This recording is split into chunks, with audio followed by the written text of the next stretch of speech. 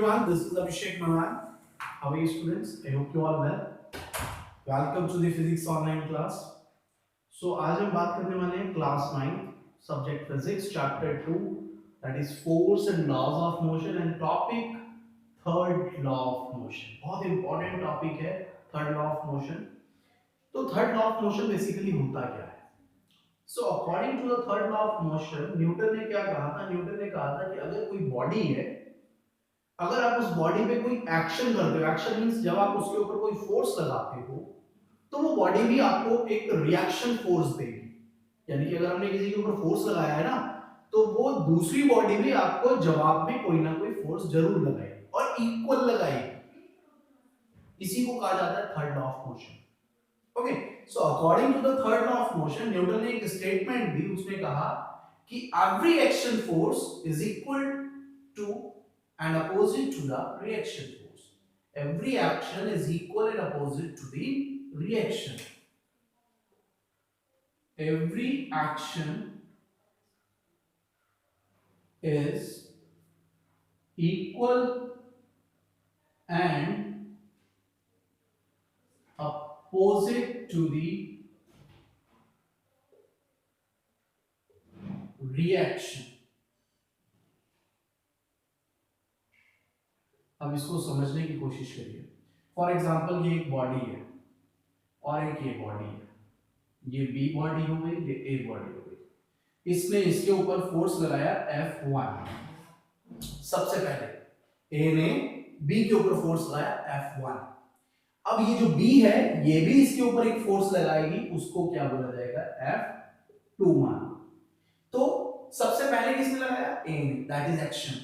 ये जो F1 हो गया, इसने स्टार्टिंग करी थी फोर्स लगाने की, तो ये हमारा एक्शन हो गया.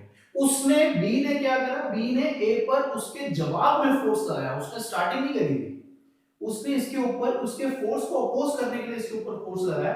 सो this F2 is called reaction. Okay, so according to this third law of motion F1 always equal F2. ध्यान से समझिए, उन्होंने क्या बोला? एवरी एक्शन यानी कि F1 is an action is equal to the reaction. Reaction is what? F2. लेकिन हम एक चीज मिस कर गए. क्या? Opposite word.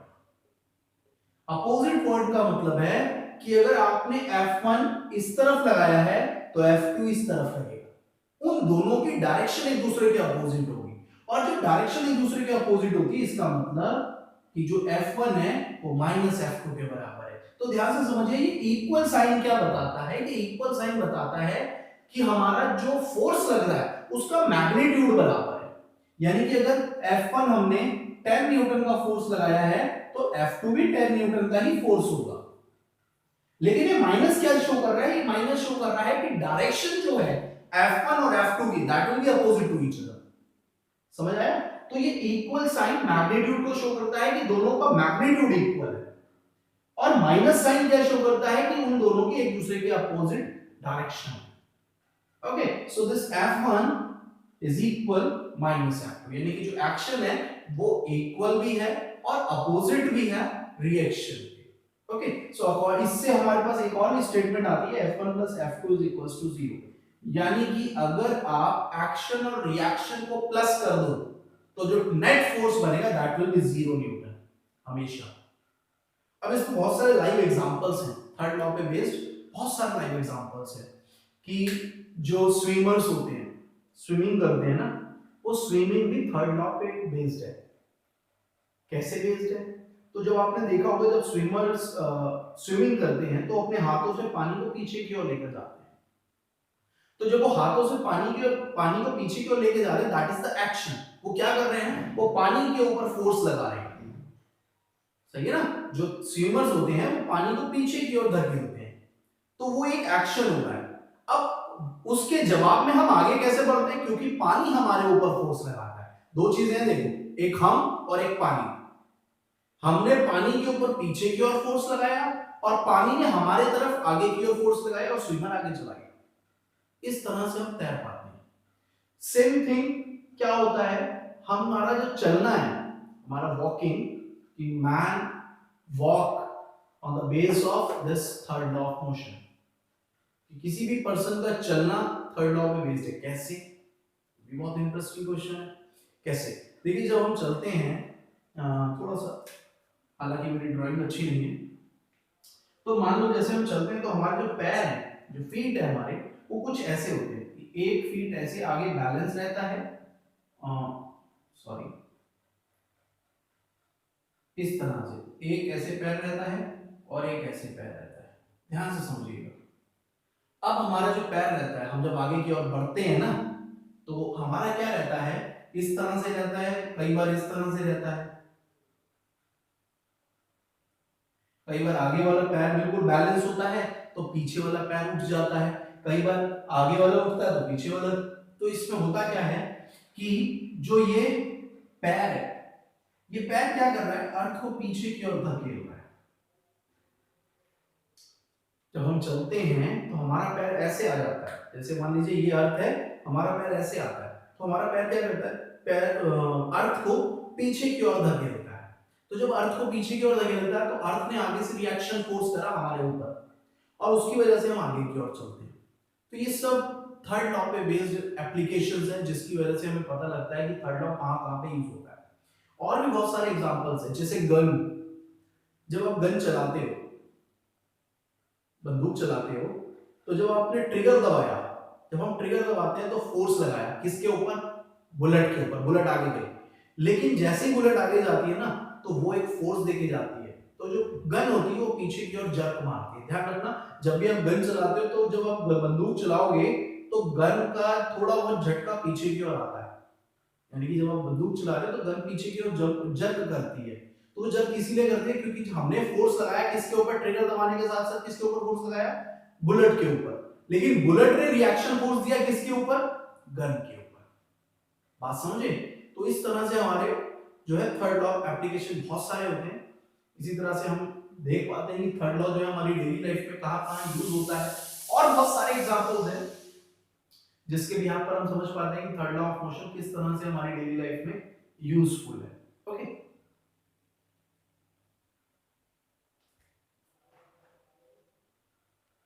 देखिए मैं आपको समझाने जा रहा हूँ एप्लीकेशन ऑफ थर्ड लॉ। हालांकि अभी मैंने आपको कुछ समझाया भी था स्विमर्स वाला, तो मेरे लिए वो डायग्राम्स ड्रॉ करना स्विमर्स वाला और वॉकिंग वाला, और बहुत सारे डायग्राम्स हैं एप्लीकेशंस के, उनको मेरा पॉसिबल नहीं था क्योंकि मेरी ड्राइंग अच्छी नहीं है। सो फिलहाल मैंने ये रॉकेट और एक बैलून का एग्जांपल बना दिया because they are easy to draw. ये इजी था मेरे लिए, इसलिए मैंने इनको ड्रॉ करा है। तो समझिए होता है क्या। मैं पहले बैलून से स्टार्ट करता हूँ। मान लीजिए आपने एक बैलून लिया, बैलून के अंदर बहुत सारी आपने गैस भर दी। ओके, अब आप उसको, अगर आपने यहां से, जैसे आपने यहां से उसे पकड़ा और उसे छोड़, तो क्या होगा, बैलून इधर उधर इधर उधर चला जाएगा। क्या, क्यों जा रहा है? कभी आपने देखा कि आपने जब बैलून को छोड़ा, छोड़ने के बाद वो इधर उधर ऊपर ही जाता है, कभी नीचे आता है? नहीं आता। क्यों नहीं आता? क्यों इस नहीं आता है? क्योंकि जो उसके अंदर हमने गैस भरी थी, वो गैस निकल रही है नीचे की ओर। वो जो गैस है, वो गैस का फोर्स किस तरफ है, नीचे की ओर। यानी कि जो गैस फोर्स लगा रही है वो नीचे की ओर लगा रही है टुवर्ड्स द अर्थ, और अर्थ इसके ऊपर फोर्स लगाएगी इस बैलून के ऊपर ताकि ये ऊपर जाए। तो याद रखिएगा, जब भी हम बैलून के अंदर गैस भर के जब उसको छोड़ते हैं तो वो कभी भी नीचे नहीं आता, वो हमेशा ऊपर घूमता रहता है। हाँ हाँ, ये अलग बात है कि जब उसके अंदर की गैस खत्म हो जाएगी तो वो ऑटोमेटिकली नीचे ही आएगा, वो अलग बात है। लेकिन जब तक उस बैलून के अंदर गैस फिल है और वो धीरे धीरे लीकेज हो रही है, तो वो गैसेस का जो प्रेशर है वो टुवर्ड्स अर्थ होता है। तो यानी कि गैसेस अर्थ के ऊपर फोर्स कर रही है। सेम उसको जवाब देने के लिए अर्थ ने उस बैलून के ऊपर फोर्स लगाया। तो पहले गैसेस ने एक्शन करा, फिर जवाब में अर्थ ने रिएक्शन फोर्स करा, जिसकी वजह से जब बैलून के अंदर से गैस लीक होती है तो वो हमेशा ऊपर जाता है। ओके, उसी के साथ साथ रॉकेट, रॉकेट्स में देखा होगा कि जब रॉकेट्स छोड़ा जाता है तो उसके नीचे से बहुत सारे फायर निकलती है, बहुत ज्यादा गैसेस इजेक्ट होती है। क्या होता है कि जब हम रॉकेट छोड़ते हैं तो उसके अंदर बहुत सारा फ्यूल होता है जो बर्न होता है। अब जब बर्न हो रहा होगा फ्यूल, तो उसके अंदर से जो गैसेस होंगी वो नीचे की ओर इजेक्ट होंगी, नीचे की ओर निकलेगी। तो जो ये गैसेस थी, नीचे गैसेस निकल रही है, और गैसेस क्या कर रही है, अर्थ के ऊपर एक फोर्स लगा रही है। क्या कर रही है, फोर्स लगा रही है किसके ऊपर, अर्थ के ऊपर। कौन लगा रहा है, गैसेस। यानी कि जो इसके अंदर से गैसेस इजेक्ट हो रही हैं, वो इजेक्ट होने के बाद गैसेस किसके ऊपर फोर्स लगा रही हैं? अर्थ के ऊपर।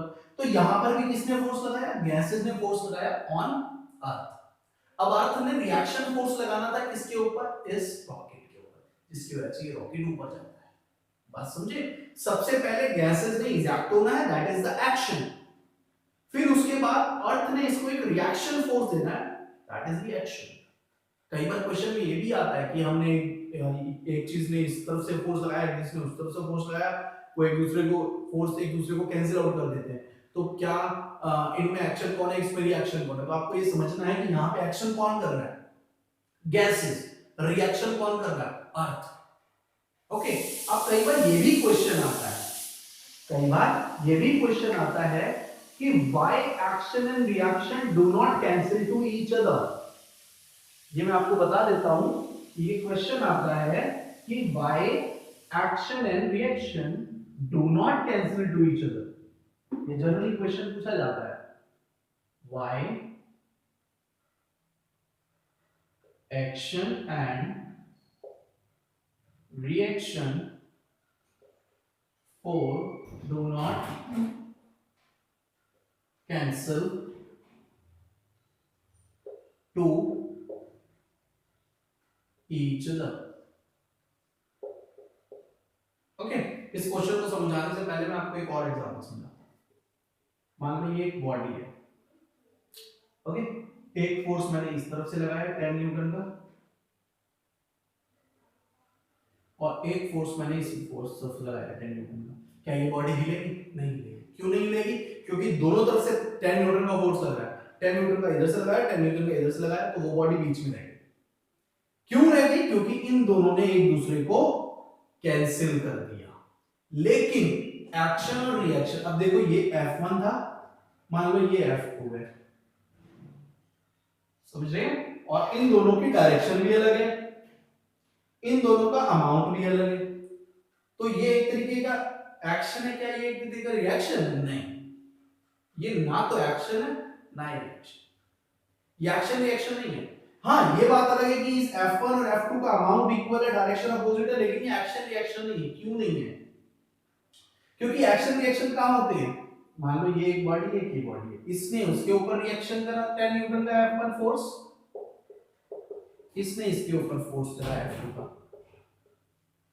तो एक्शन रिएक्शन करने के लिए दो बॉडीज का होना जरूरी है, यानी कि एक्शन और रिएक्शन दोनों अलग अलग बॉडी पे लगते हैं, इसीलिए वो दोनों एक दूसरे को कैंसिल आउट नहीं करते।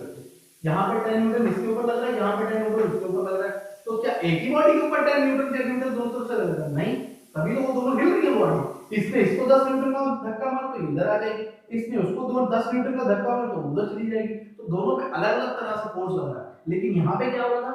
यहाँ पे इधर से भी 10 न्यूटन का फोर्स लगा रहे हैं, इधर से भी 10 न्यूटन का फोर्स लगा रहे हैं, तो वो बॉडी तो बीच में रहेगी, वो तो हिलेगी नहीं। इसीलिए नहीं होती क्योंकि यहाँ पर एक ही बॉडी है, और एक्शन और रिएक्शन करवाने के लिए हमारे को दो बॉडीज की नीड होती है। तो क्वेश्चन क्या था? Why action and reaction do not cancel to each other. So action and reaction do not cancel to each other because action and reaction both are applying on the different bodies. वो दोनों अलग अलग bodies पर लगते हैं, इसी वजह से वो एक दूसरे को कैंसिल नहीं करते हैं। ओके,